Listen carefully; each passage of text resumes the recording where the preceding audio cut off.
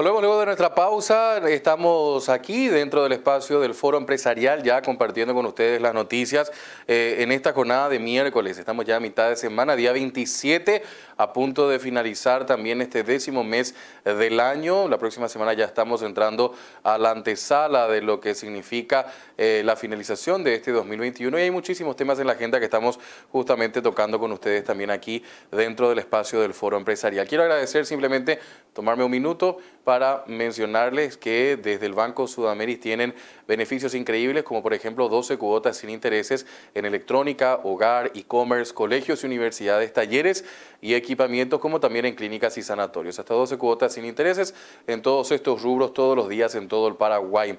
Tengan en cuenta con sus tarjetas de crédito Sudameris. Si no tenés todavía, llama hoy al 416-6000 o en www.sudameris.com.py, Sudameris, todo un banco. Muchas gracias a la gente de Sudameris también por estar con nosotros aquí dentro del espacio del Foro Empresarial. Voy a saludar ya a nuestros invitados. En esta primera parte vamos a estar hablando con Cecilia Rodríguez, gerente de prestaciones económicas del Instituto de Previsión Social, y con Santiago Ferreira, director de inversiones también de esta entidad tan importante para todos los paraguayos y paraguayas. Hablamos un poco de la salud financiera del IPS, que siempre está en la lupa para entender un poco cómo se encuentran trabajando desde la dinámica sobre el tema del aporte de los asegurados del Instituto de Previsión Social, y aparte de eso, cómo vienen trabajando en distintos proyectos también para mejorar justamente el nivel de dinero que cuenta el Instituto de Previsión Social. La saludo primero a Cecilia. Cecilia, ¿cómo estás? Gracias por estar con nosotros. Muy buenos días. Buen día también para toda la audiencia. Muchísimas gracias, Juan Pablo Fernández, y vamos a saludarlo también a el señor Santiago Ferreira. Santiago, gracias por estar con nosotros. Juan Pablo, un gusto estar en tu programa y buen día para la audiencia. Bueno, la pregunta, y voy a trasladarle la pregunta a cada uno de ustedes también, definitivamente la más obligada. ¿Cómo está la salud financiera del IPS, Cecilia? Realmente, como sabes, el año pasado fue un año bastante difícil por toda la situación que estaba viviendo el país, y no solo el país, sino también el mundo por el tema de la pandemia. Bueno, en ese sentido, nosotros te comento, hablando específicamente de lo que es el Fondo 3, el Fondo de Jubilaciones y Pensiones, porque hay que recordar también que el Instituto de Previsión Social cuenta con 3 fondos. Es el fondo administrativo, está también el fondo de salud y está el fondo de jubilaciones y pensiones. Pero en realidad, bueno, lo que respecta al año pasado, nosotros tuvimos un pequeño déficit por el tema justamente de la pandemia. Generalmente nosotros tenemos en promedio un 10% de aumento aproximadamente en las recaudaciones.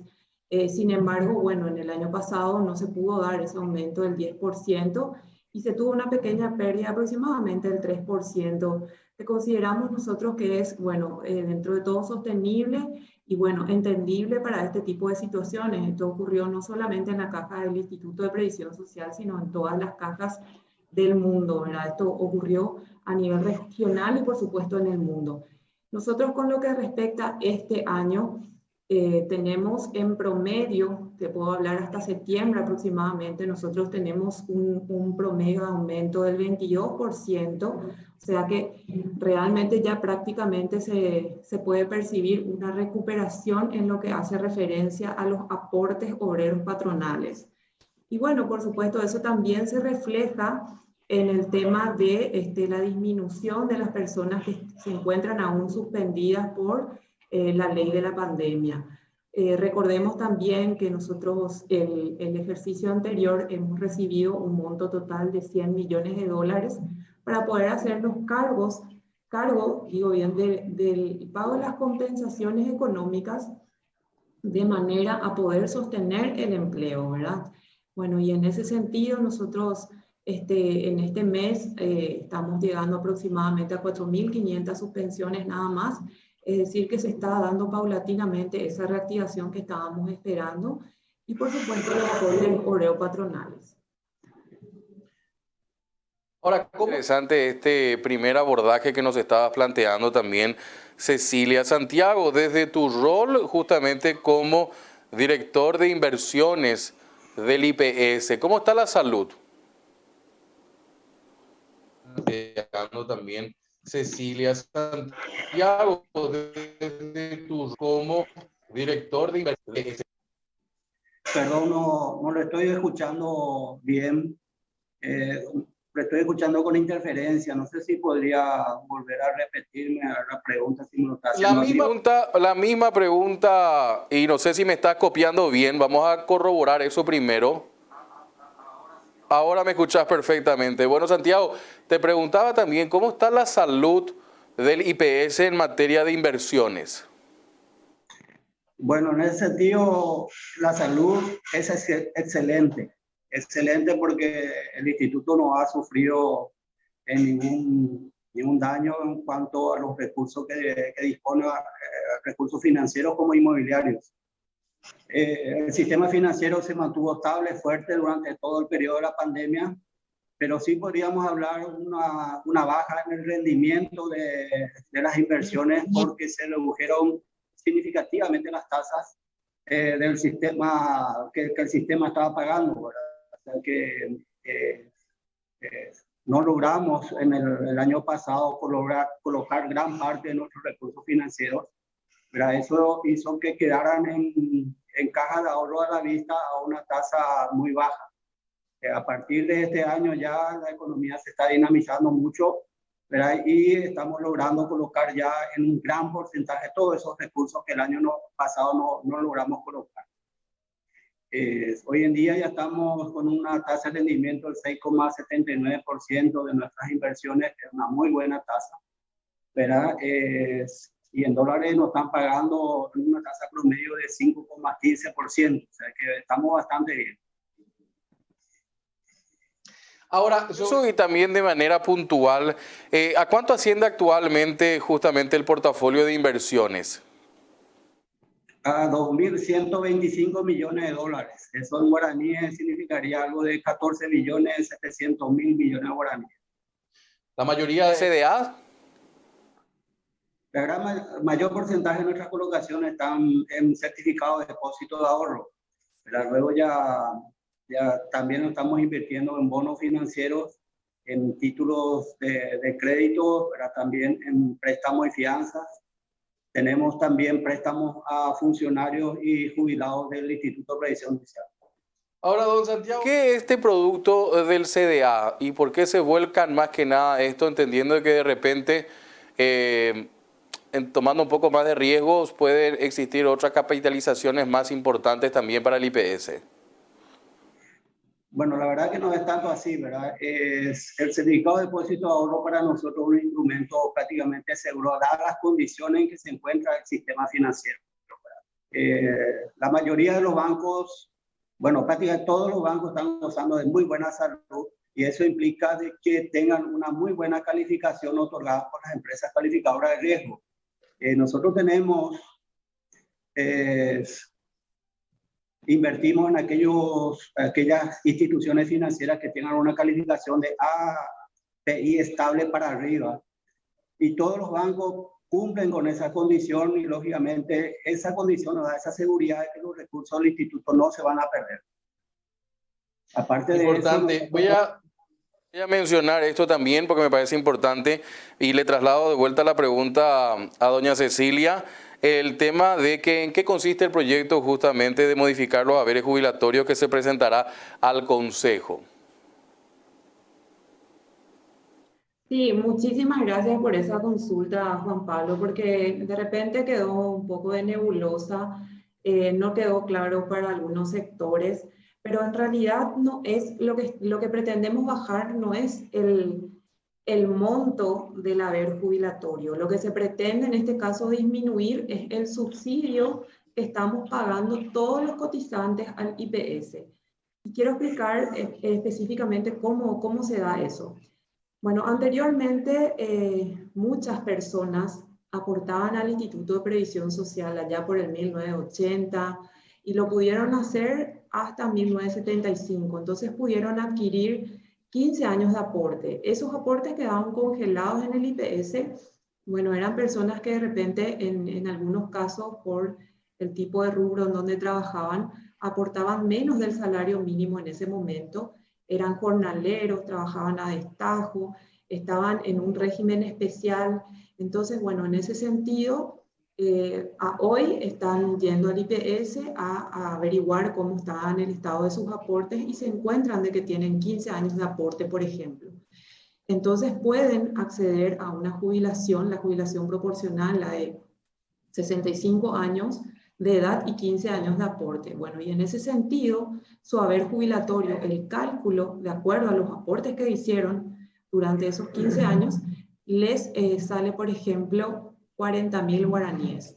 Justamente la semana pasada jubilamos a un señor que tenía un monto de haber jubilatorio de 40.000. Es decir, si nosotros le pagamos a ese señor por los aportes que él realizó, él debería estar cobrando 40.000 guaraníes. Realmente, antes del 2011, esto se pagaba tal cual. Si a vos te salía tu haber jubilatorio 1 millón, te pagábamos por 1 millón. Si te salía 300.000, te pagábamos por 300.000. En el 2011 se hizo una revisión de cuánto estaban cobrando, cuál era el monto de haber que tenían los jubilados, y salió de todo ese estudio que aproximadamente 5.000 personas estaban cobrando muy poquito.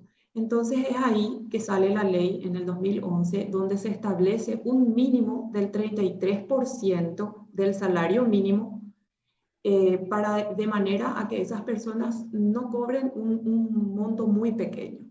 Entonces, bueno, si nosotros hoy decimos cuánto es 33% del salario mínimo, se acerca cerca de 700.000 guaraníes. Bueno, entonces el año pasado se hizo un aumento al 50% de ese subsidio. De 700.000 pasamos a 1.050.000.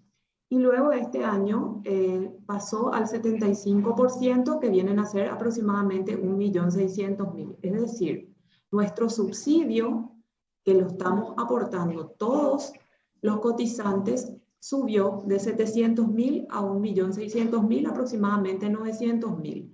Entonces, eso es lo que pretendemos nuevamente bajar, mantener nuevamente a los 700.000, o sea, al 33% del salario mínimo. ¿Por qué? Porque nosotros hemos solicitado un informe actuarial en donde el informe actuarial nos recomienda que para las nuevas altas, es decir, para las nuevas jubilaciones, se pueda mantener nuevamente el 33% del salario mínimo, pero también cabe aclarar que este proyecto no pretende reducir el monto de aquellas personas que sí ya están cobrando 1.600.000. Importante justamente explicar esto, porque hay como una suerte de temor y nebulosa justamente ante el hecho de personas que consideran van a estar percibiendo menos. Lo que se busca es mejorar la calidad de, como mencionaba el ejemplo de esta persona que iba a recibir 40.000 guaraníes, ¿no? Sí mismo. Lo que pasa es que, bueno, realmente, Juan Pablo, nosotros siempre estamos enmarcados en lo que mencionan los organismos internacionales y, por supuesto, la Organización Internacional del Trabajo, la OIT, en donde habla de los pisos mínimos de protección social y donde generalmente en los países se establecen un 30 a 40% del salario mínimo para justamente un monto de un haber jubilatorio. Pero por otro lado, nosotros también somos conscientes de que de repente una persona no puede vivir con 700.000, a lo mejor tampoco puede vivir con 1.600.000, pero realmente justamente esa compensación para darle al adulto mayor una vida digna o una vejez digna, justamente ahí entra el papel del Estado, y el Estado debe hacer ese complemento para que esta persona pueda llevar una vida digna, y eso se hace a través de un pilar que se llama un pilar no contributivo, como lo utilizan en otros países, en donde se da un monto para complementar lo que esta persona recibe de forma contributiva, que en este caso es el IPS. Tal vez serviría una mejor campaña de comunicación entonces para esclarecer algunos de estos puntos.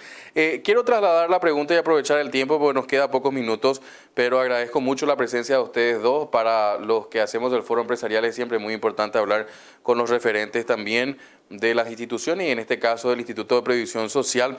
Don Santiago, hablemos un poco de cómo esperan cerrar el año en cuanto al volumen de portafolios de inversiones y el retorno que van a generar estas.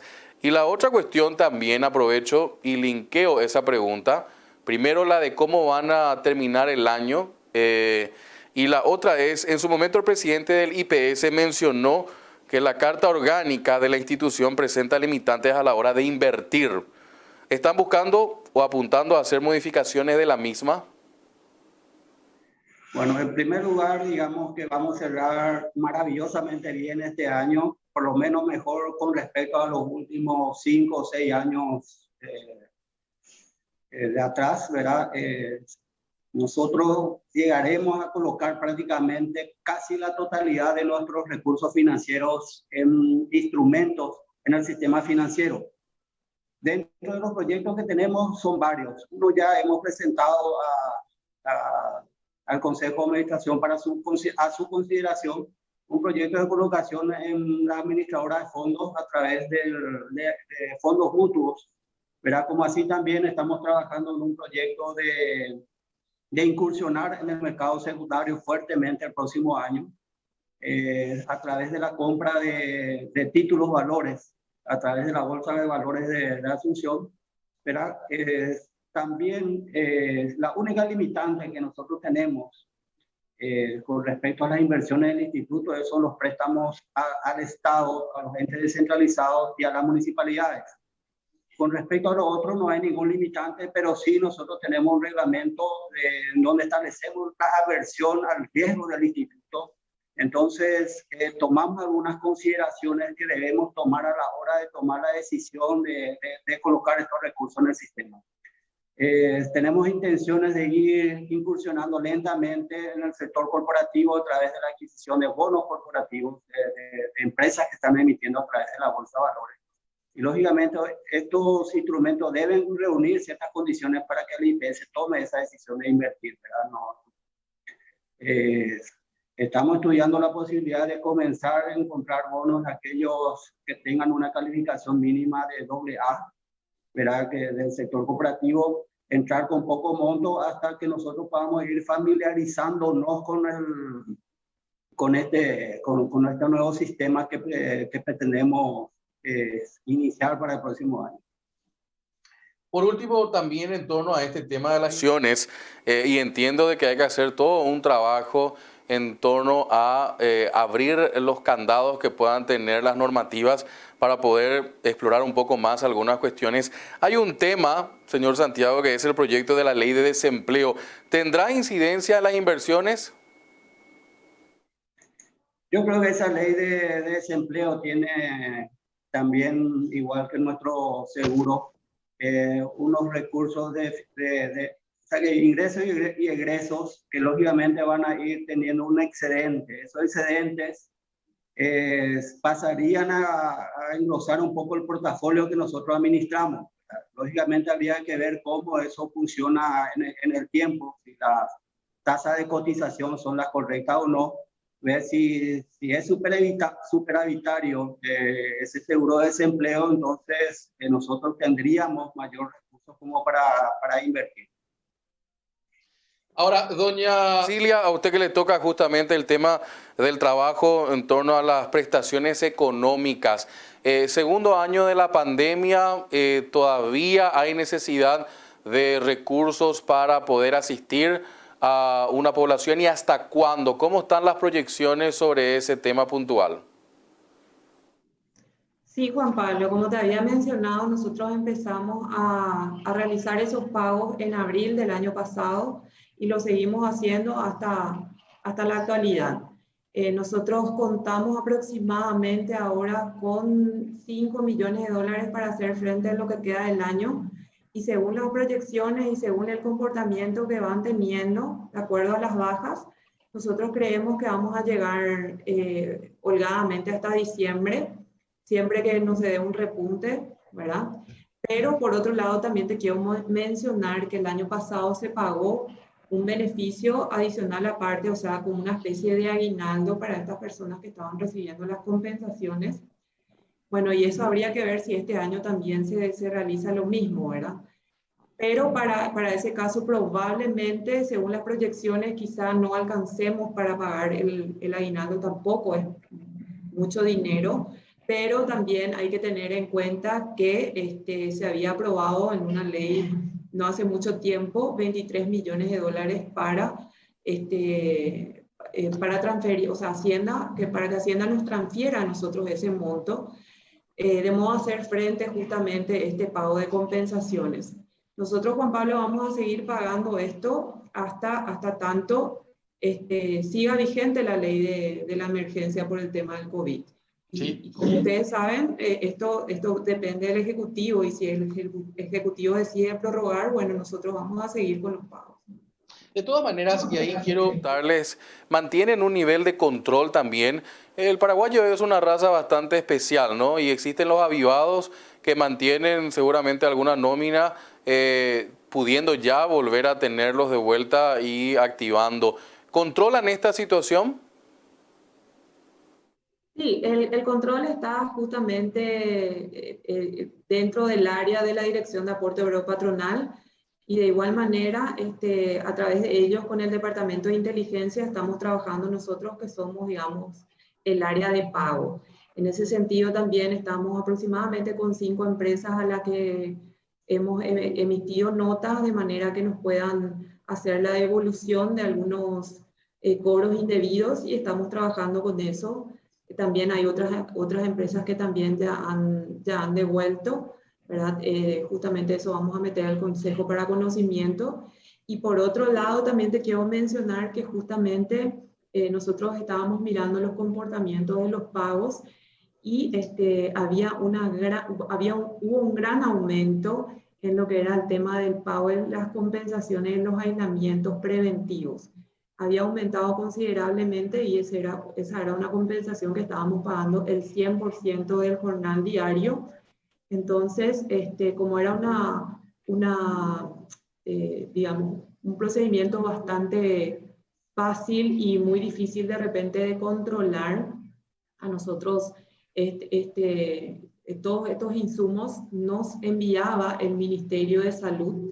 El Ministerio de Salud era el encargado de dar los aislamientos preventivos.